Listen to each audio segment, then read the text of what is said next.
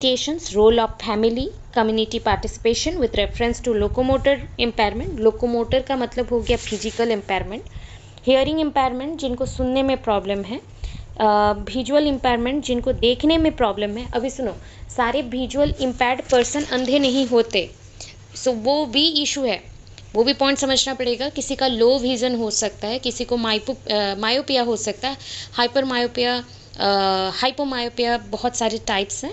वैसे different kind of डिज़ेबिलिटीज़ हैं, लोगों को डिफरेंट काइंड ऑफ प्रॉब्लम्स हैं, तो उसको हमें समझना है यहाँ पे, ठीक है।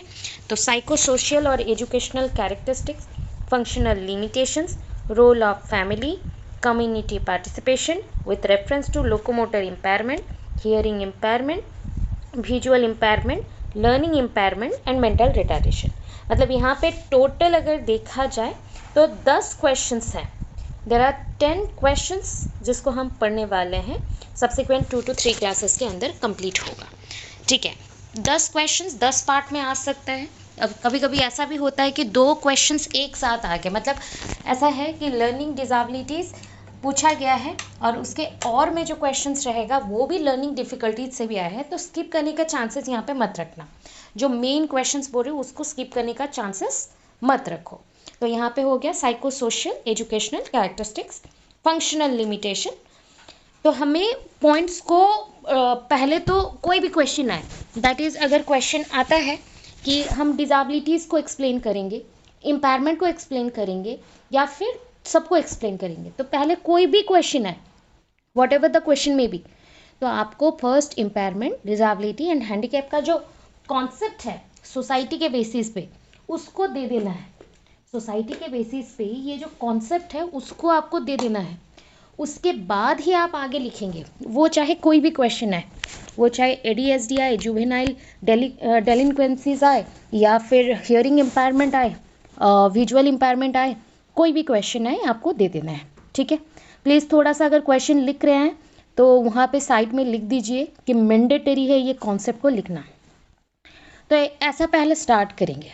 कैसा स्टार्ट है ना, हमारे पास 3 वर्ड्स हैं। First word impairment, second word disability, third word handicap.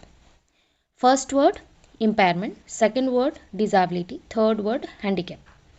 Impairment biological terms है, ठीक है, बायोलॉजिकल टर्म है, अगर हिंदी में बोलूँ तो जैविक है।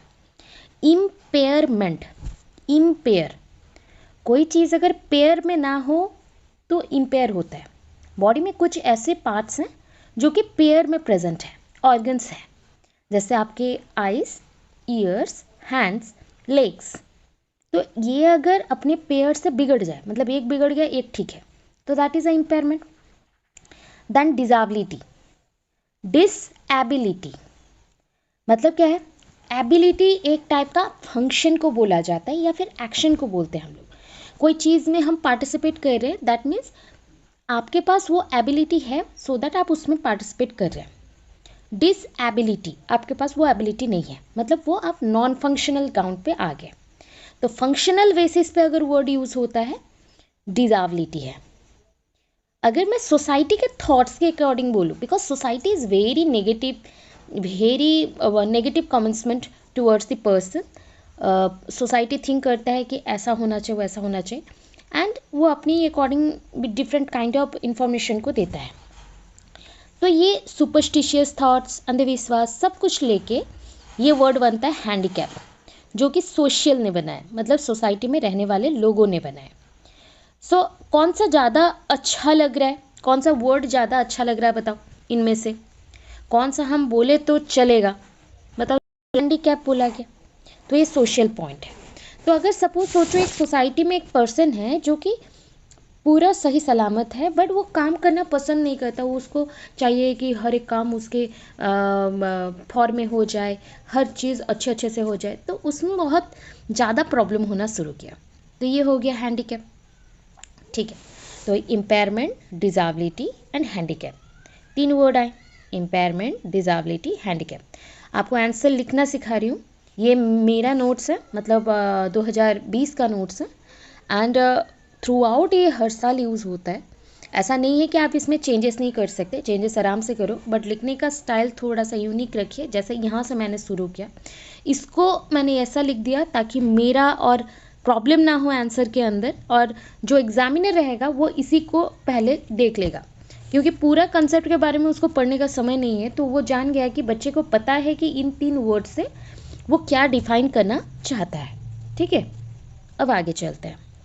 इंट्रोडक्शन देंगे। क्या है introduction? The word impairment, disability and handicap are often used interchangeable.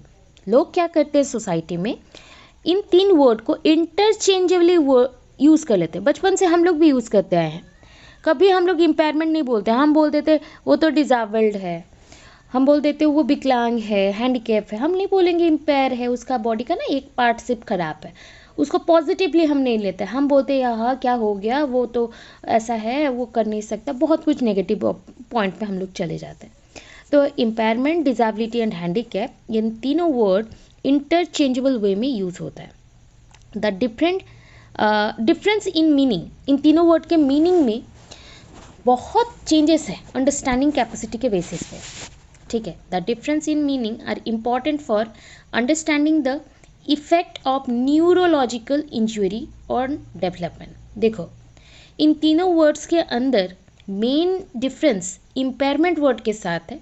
Actually impairment word में, और हम अगर समझाने चाहे बायोलॉजिकल बेसिस पे, तो बायोलॉजिकल बेसिस पे एक ही वर्ड आएगा, न्यूरोलॉजिकल इंजरी। अच्छा, पूरे बॉडी में क्या है? नर्व्स हैं।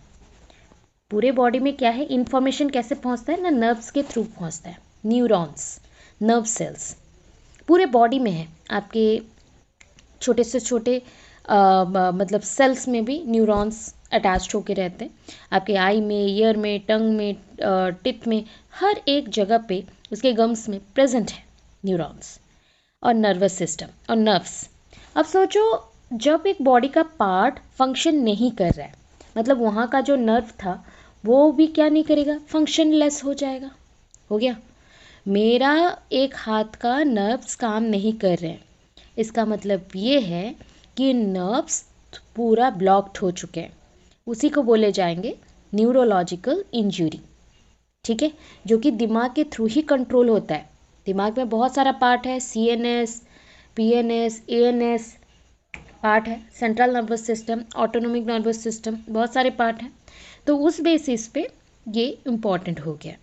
जब भी जैसे मान लो कि हमारा बोलने का कैपेसिटी चला गया, तो ऑब्वियस है बोलने के साथ जो रिलेटेबल न्यूरॉन्स है वो फंक्शन करना बंद कर चुके हैं, उसमें इंजरी हो गई है।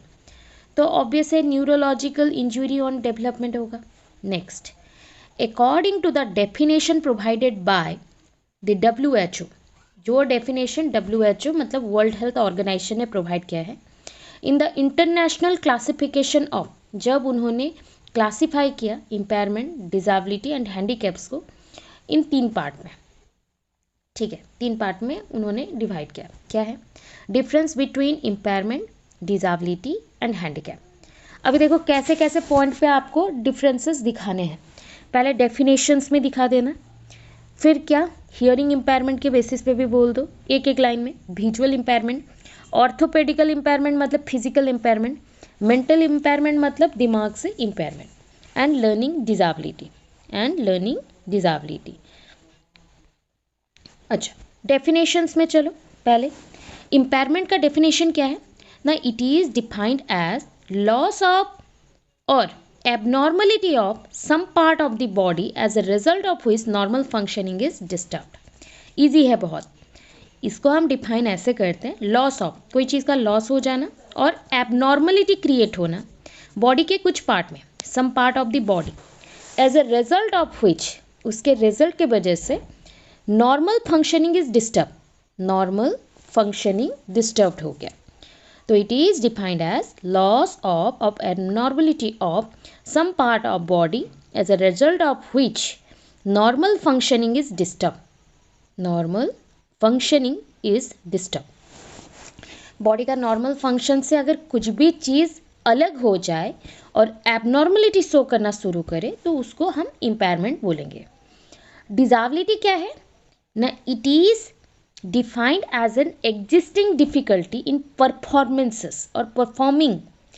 देखो जैसे मान लो बॉडी का एक पार्ट चल रहा था, मतलब जैसे मान लो आपके पैर, लेग्स प्रॉपरली वर्क कर रहे थे, नॉर्मली रन कर रहे थे, धीरे धीरे लेग का काम क्या है, चलना दौड़ना, वो फंक्शन करना बंद कर दिया, एक्शन और एक्टिविटी करना बंद कर दिया, तो हम उसको डिसेबिलिटी बोलेंगे।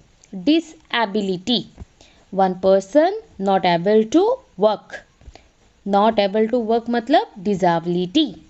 अब बोलोगे एक बच्चे का पैर वैसा हो गया है, बट वो सारा काम कर सकता है अपने पैरों पे, सब कुछ कर सकता है, बट उसको दौड़ने का मन नहीं है, उसको चलने का मन नहीं है, उसको एक जगह बैठे रहने का मन करता है, तो उस बेसिस पे हम बोल सकते हैं ना कि ये भी डिसेबिलिटी है, ये भी डिसेबिलिटी से बिलोंग कर रहा है। ओके, हैंडीकैप क्या हो गया ना, सोसाइटी ने उसके ऊपर बोला, सोसाइटी ने इम्पेयरमेंट और डिसेबिलिटी के ऊपर प्रॉब्लम्स देखे और ये डिसाइड कर लिया कि इन प्रॉब्लम्स के वजह से जो भी पर्सन है वो एनवायरनमेंट के साथ इंटरैक्ट नहीं कर सकता और प्रॉपर वे से नहीं चल सकता, इसी को हम बोलते हैं हैंडीकैप। तो it refers to the problem ये पर्सनालिटी और पर्सन क्या आ जाएगा ना, person, problems of a person with a disability और impairment encounter in interacting with the environment. देखो हैंडीकैप पर्सन में क्या बोला जाता है, जब एक पर्सन एक एनवायरनमेंट में रह के एनवायरनमेंट से जुड़े हुए काम नहीं कर पाता, उसको हम हैंडीकैप बोलेंगे। ठीक है, नॉर्मली अगर बोला गया कि एक पर्सन एबनॉर्मलिटी के वजह से जो उसका परफॉर्मेंस था वो परफॉर्म नहीं कर पाया, वो डिसेबिलिटी है। बॉडी का कोई पार्ट अगर लॉस हो जाए या फिर फंक्शन नॉर्मल ना करे, उसको इम्पेयरमेंट बोलेंगे। Is it okay?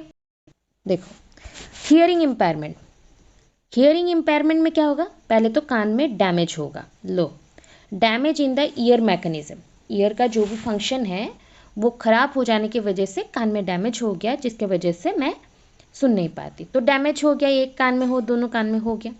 अभी डिसेबिलिटी के बेसिस पे क्या है ना, difficulties in transmission of sound, sound transmission में डिफिकल्टीज है। बट अगर मैं हैंडीकैप्ड बोलूँ, हम नहीं क्या कर सकते सोसाइटी में ना, unable to hear normally in the society, हम बिल्कुल सुन नहीं सकते सोसाइटी में, इंटरेक्ट नहीं कर पाते। वैसे ही विजुअल का भी लिखना है, पहले तो विजुअल इश्यूज कैसे आएंगे ये बताना ना, आपके आईज है, ठीक है, मैं अभी ड्राइंग तो प्रॉपर नहीं बना सकती, ये आपके आईज है, ठीक है, ऐसा रहता है, ऐसे इसके लेयर फिर आ जाता है, ठीक है, ऐसा, और यहाँ पे नॉट्स जैसा हो जाता है और चला जाता है।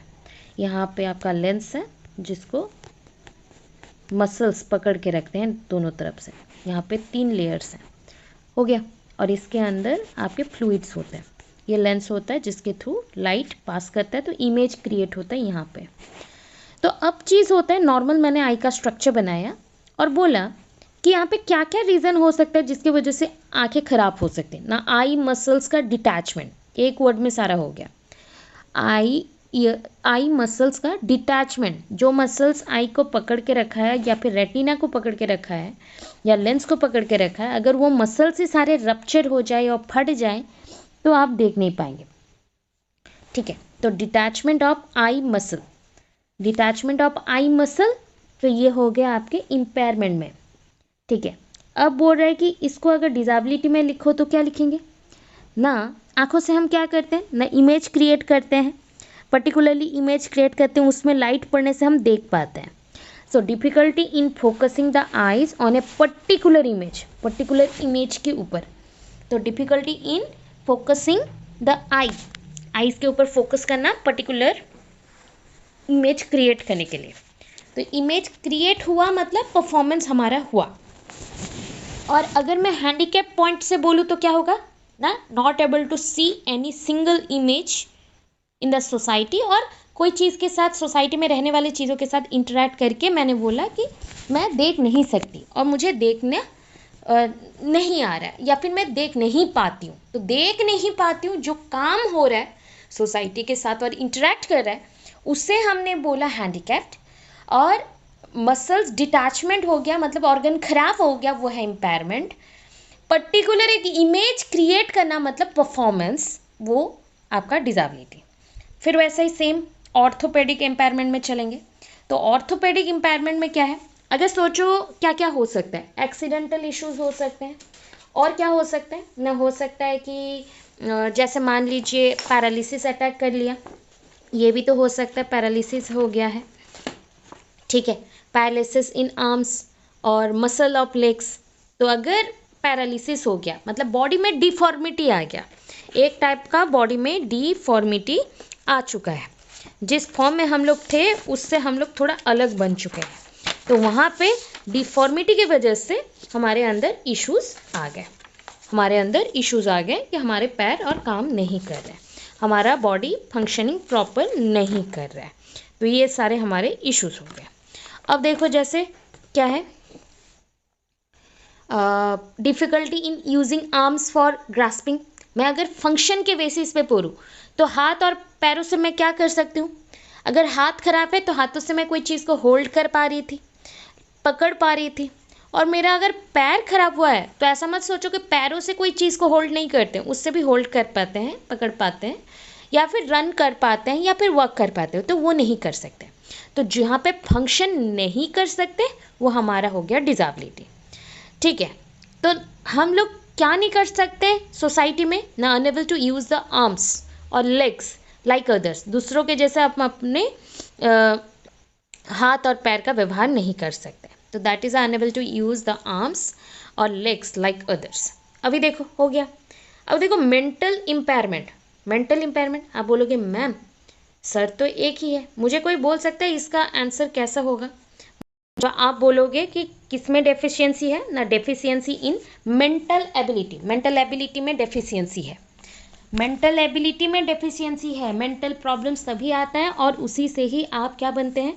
अगर डेफिशिएंसी इन मेंटल एबिलिटी बोल दिया गया तो आप डिसेबिलिटी में मत चले जाना, इम्पेयरमेंट पे ही रहना, क्योंकि यहाँ पे mental ability in the sense बोला गया कि हम मेंटल जो भी फंक्शन करें दो पार्ट से, उस एबिलिटी में इशू आया, तो इसको हम किस में रखेंगे, इम्पेयरमेंट पे। अब बोलोगे मैम देन डिसेबिलिटी में क्या रखेंगे, अगर मैं दूसरों जैसा काम नहीं कर पाती और मेरा दिमाग दूसरों जैसा फील नहीं कर पाता, तो उसको बोलते हैं हमारा क्या ना, डिसेबिलिटी। फिर अगर मैं अनेबल टू अंडरस्टैंड, मैं समझ ही नहीं पा रही हूँ, तो मैं नॉर्मल फंक्शन नहीं कर पा रही हूँ, क्योंकि मुझे सोसाइटी में रहना है तो मेरा अंडरस्टैंडिंग लेवल को बढ़ाना पड़ेगा, जो कि नॉर्मल नहीं हो पा रहा, तो वो हो जाएगा हैंडीकैप्ड।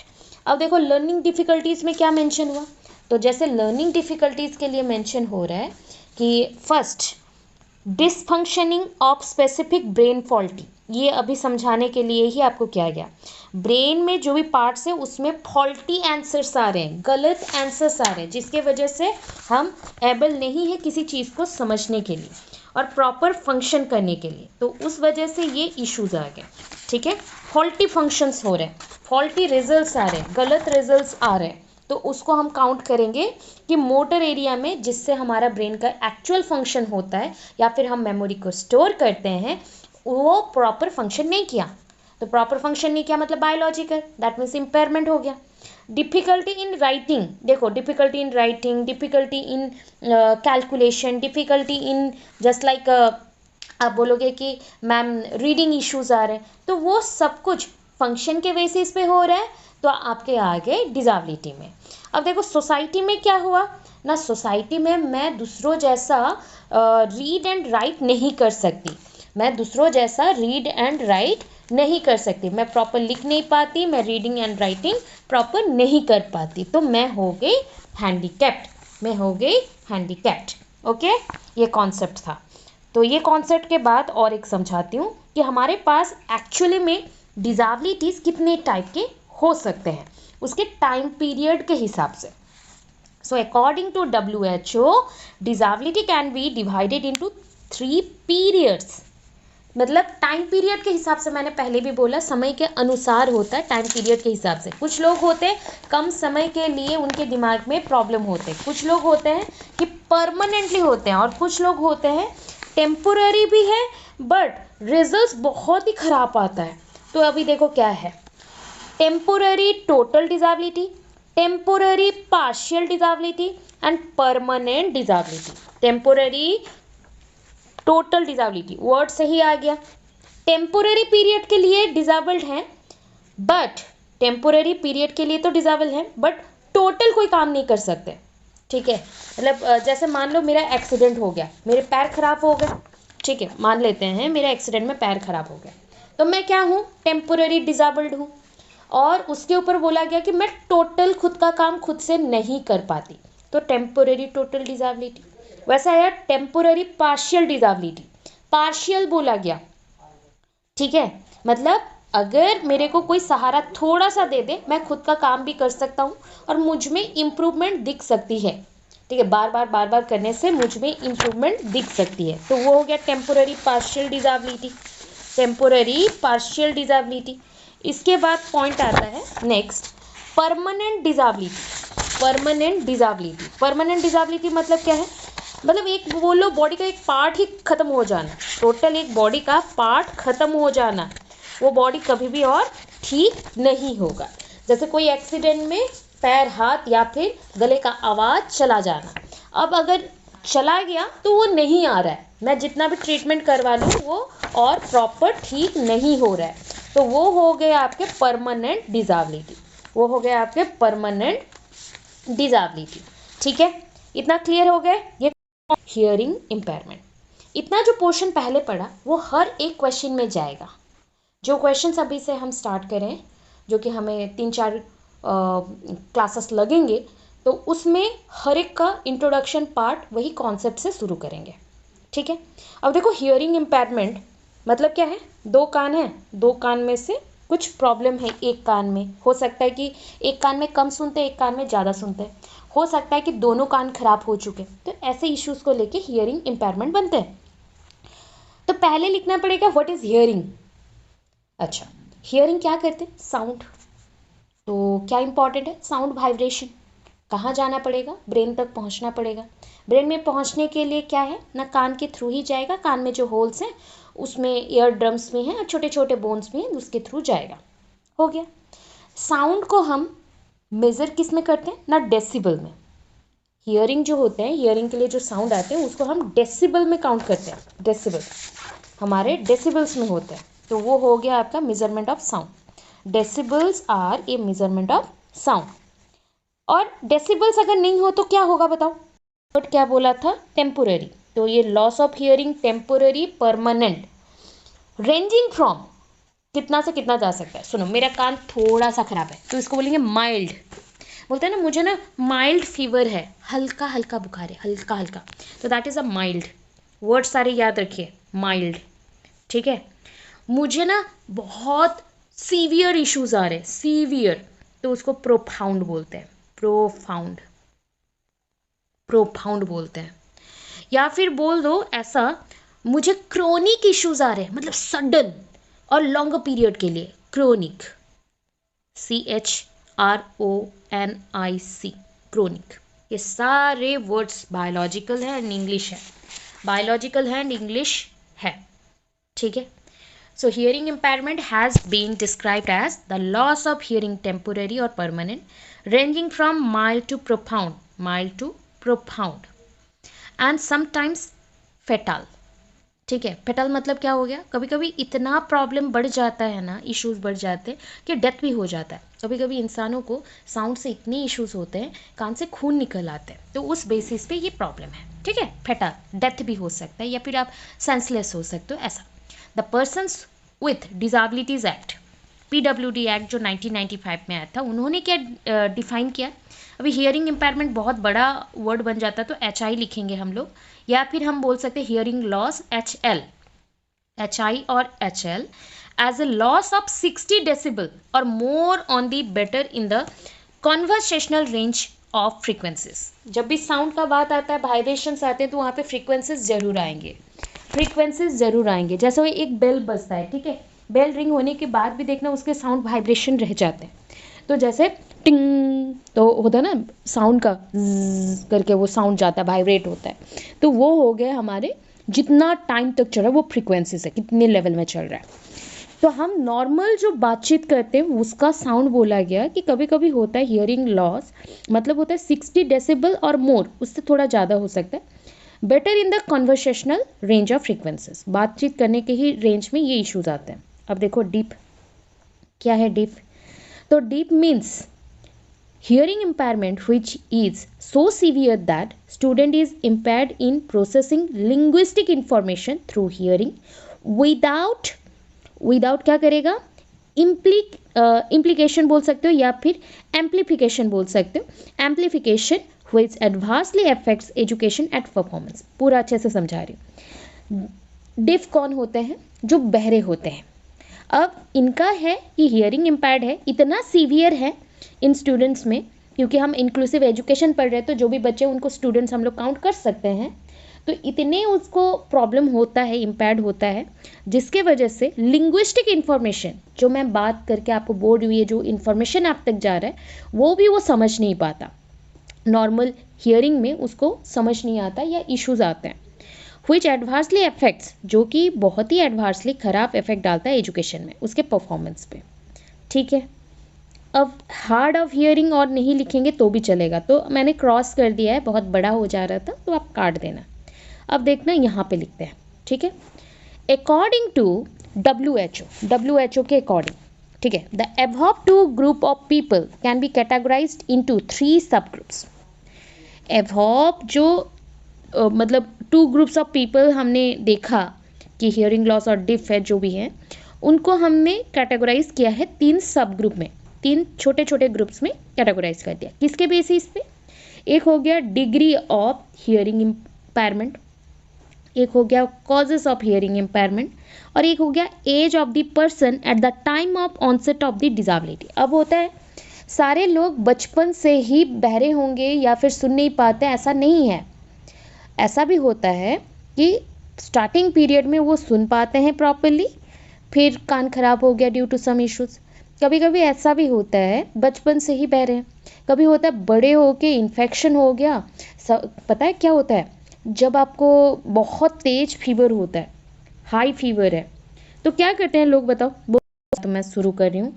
आपके डिग्री पूछा गया। डिग्री होता है आपका सेंसोरिक न्यूरल हियरिंग लॉस बोल सकते हो, जहाँ पे आपके सेंस ऑर्गन्स के साथ ही हम जुड़ेंगे। मैं आपको टोटल बोल रही हूँ 5 टाइप में, ठीक है। अब देखना कैसे याद रखना है। MQ, ठीक है, कहाँ से शुरू किया ना? MQ से शुरू किया, देन सीवियरली, देन प्रोफाउंड को सबसे लास्ट में रखना, ये 5 लिखा भी गया है, नंबरिंग चेक करिएगा, ये 5वां लिखा गया है, ये 5वां है, ये फर्स्ट, ये सेकंड, ये थर्ड, ये फोर्थ, ये फिफ्थ, ठीक है। अब देखो पहला वाला क्या है ना, पहला बोल रहा है माइल्डली रिटार्डेड। माइल्ड मतलब क्या बोला था? हल्के हल्के में चले जाओ, कम, ठीक है। 26 to 30 डेसिबल लॉस, ठीक है, मतलब हम ऊंचा सुन सकते हैं, हियरिंग एड्स लगा दो, हम ऊंचा सुन सकते हैं, बट लोअर जितने वॉइस होंगे वो नहीं सुन सकते। मतलब मैं इस रेंज में जो बात कर रही हूँ ना, आपको सुनाई दे रहा है? हाँ सुनाई दे रहा है, बट कुछ लोग होंगे इतने वॉइस को भी सुन नहीं पाते, इससे भी थोड़ा कम, वो भी नहीं सुन पाते, ये रेंज है। फिर आएगा क्या? माइल्डली रिटार्डेड के बाद सेकंड मार्जिनल रिटार्डेड, मतलब थोड़ा उससे ज़्यादा। मैम कितना में चले जाए ना? 30 to 40 decibel, 30 to 40 decibel loss, ठीक है, मतलब इससे थोड़ा सा जोर आवाज़। तो इन बच्चों को हम स्पीच थेरापी दे सकते हैं, ऑडिटोरी ट्रेनिंग दे सकते हैं, सुनने का थोड़ा सा ट्रेनिंग दे दें, और कैसे लिप सिंक कर रहे हैं वर्ड्स को, सिंक्रोनाइज्ड वे में हम लोग बात करें, जैसे मैं बात कर रही हूँ वैसा ही मेरा लिप का एक्शंस भी रहेंगे। लिप में जो भी एक्टिविटीज़ चल रहे हैं ना, जैसे मैं बोल रही हूँ ए तो मेरा मुंह भी खुल गया, ए, बी में मेरा मुंह बंद होगा, ओ गोल हो गया लिप्स। तो ऐसा हम उनको ऑडिटोरी ट्रेनिंग देंगे स्पीच थेरापी के साथ, ठीक है। अब देखो थर्ड पॉइंट पे आते हैं, moderately retarded 40 to 60 decibel, 40 to 60 decibel moderately retarded बोला गया, 40 to 60 डेसिबल। तो amplification of auditory material and increased use of visual aids. अभी देखो इन लोगों को सुनने में थोड़ा सा प्रॉब्लम है, तो ऊंचा अगर बात किया जाए तो ये सुन सकते हैं। ऑडिटरी मटेरियल बना देंगे, सुनने वाले मटेरियल्स, और वो भी थोड़ा सा ऊंचा, ठीक है। और उसके साथ रख देंगे विजुअल एड्स, मतलब टीएलएम, वो भी देखने वाले। तो जब बच्चा उसका साउंड सुनेगा और साथ देखेगा तो वो जल्दी कैप्चर कर लेगा, ठीक है। ये हो गए 3M। फिर आता है नंबर 4 में आया सीवियरली रिटार्डेड। सीवियर, तो इसका जो रेंज है ना, ये रेंज ऑलमोस्ट 60 से शुरू होता है, 60 से 75 है। लिखने में गड़बड़ हुआ है, 60 to 75 पकड़ लेना। दूसरे बुक में दूसरा है, आप इसी को फॉलो करें, हो जाएगा। 60 to 75 डेसिबल लॉस।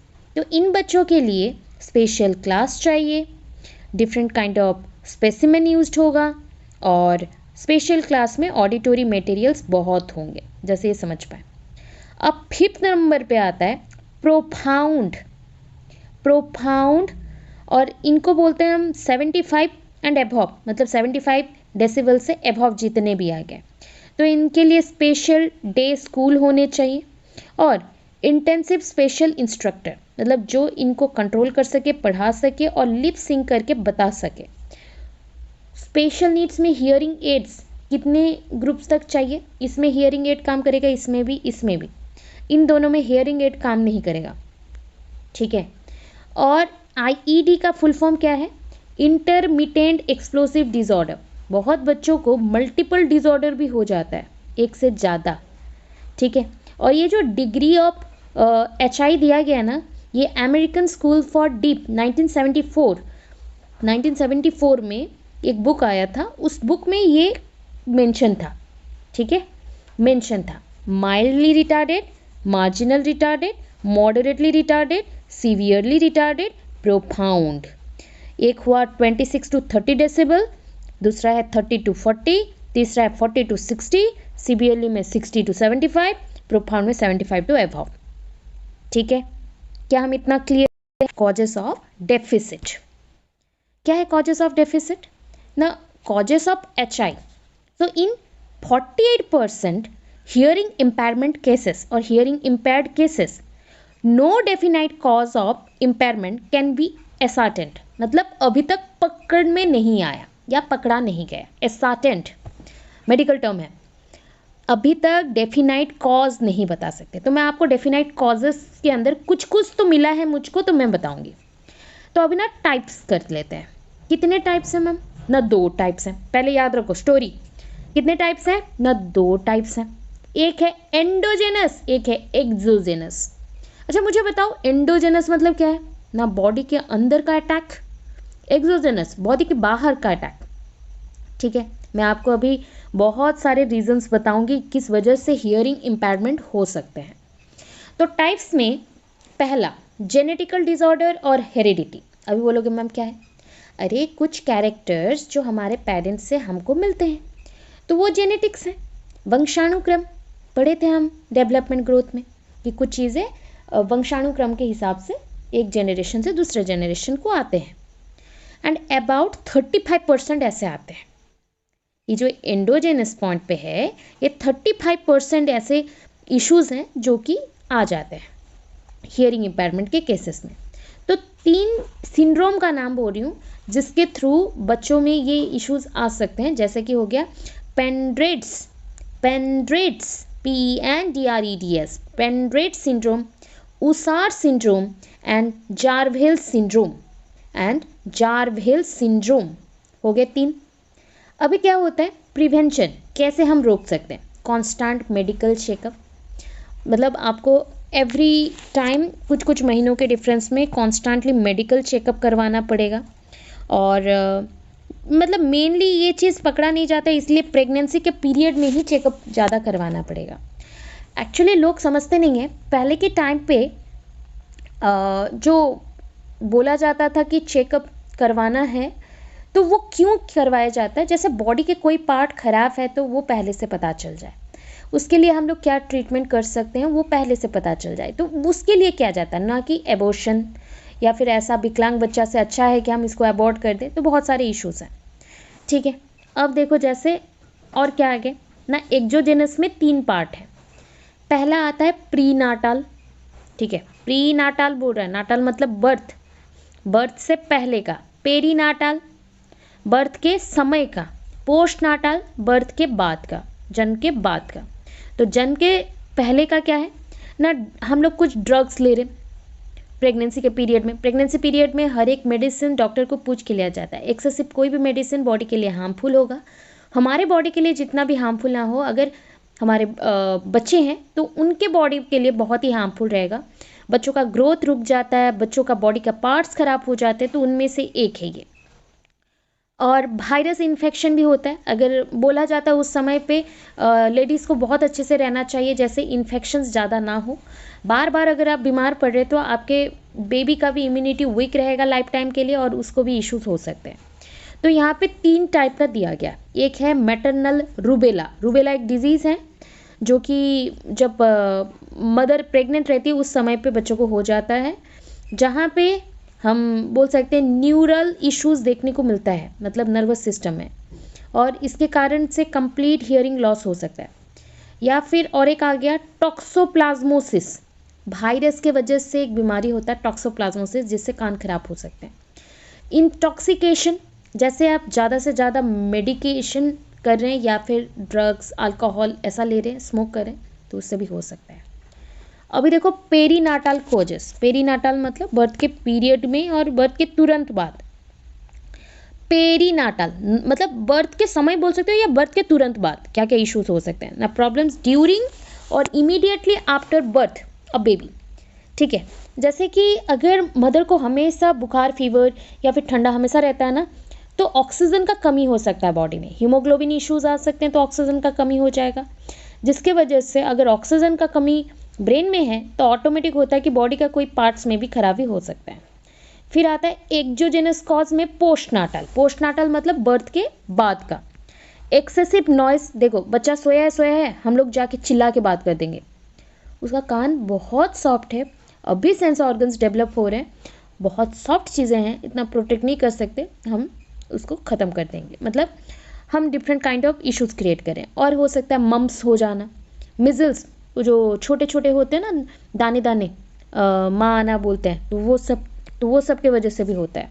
इसमें 2 काइंड के डिजीज़ और भी हो सकते हैं, एक होता है मेनिंजाइटिस, एक होता है ऑटिटिस मीडिया। मेनिंजाइटिस कॉन्जेनिटल है, अगर नहीं लिखते रहे तो मत लिखो, बट ये ज़्यादातर अटैक करता है outer and middle ear part को, क्योंकि ईयर का, कान का पोर्शंस है बहुत सारे, जैसे कि ये मान लो ये कान का पार्ट है, ऐसा ऐसा हो गया, यहाँ पे आपका ईयर ड्रम है, यहाँ पे 3 बोन है, ऐसा जुड़ा हुआ है और ऐसा साउंड जाते हैं। तो अगर मैं बोलूँ कि ये क्या है ना, ये एक्सटर्नल ईयर पिना, ये है मिडिल ईयर, ये है इनर ईयर, तो मिडिल एंड इनर ईयर में ख़राब हो जाता है। आउटर एंड मिडिल ईयर में ख़राब होता है, इनर ईयर प्रोटेक्टेड रहता है। बट ऑटिटिस मीडिया में क्या होता है ना, ऑटिटिस मीडिया में ऑब्स्ट्रक्शन इन आउटर ईयर, मतलब सोच लो कुछ प्रॉब्लम है बाहर के कान में, तो उसका इश्यूज, उसका जो होता ना पज निकलना कुछ भी है, वो सब अंदर में ही रह जाता है और अंदर में इश्यूज क्रिएट करते हैं। तो ये आपके टाइप्स